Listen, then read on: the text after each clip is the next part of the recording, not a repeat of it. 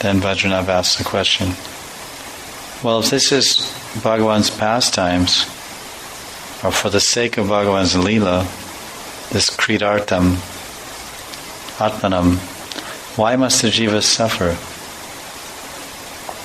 Guruji answers, the jivas possess some independence, which is a sign of Bhagavan's special mercy upon them.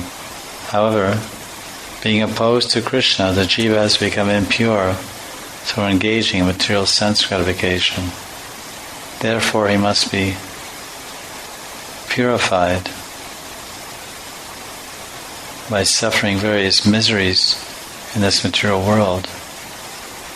By suffering miseries, the misery of the jivas opposed to Krishna finally transforms into happiness, or finally leads to happiness.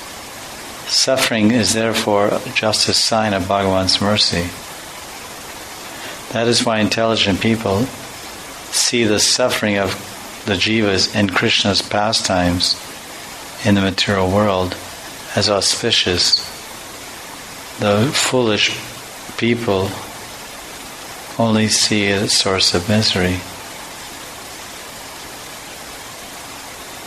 Then the disciple Vajranath asks a question. Well, Krishna is all-powerful. Why couldn't he think of a path less troublesome and miserable and painful for the jivas to become rectified and elevated?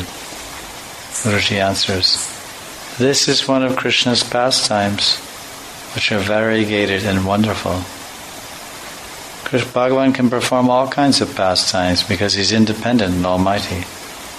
No pastime can be rejected if there is to be true, full variety. Besides, even Krishna's parishas, nitya parishas, or participants in other pastimes, they also accept some suffering. Krishna is the enjoyer and the active agent. All ingredients and paraphernalia are controlled by his desire and subject to his activities.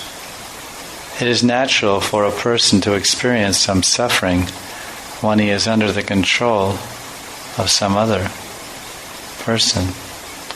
If that suffering brings pleasure in the end, then that person won't consider it true suffering.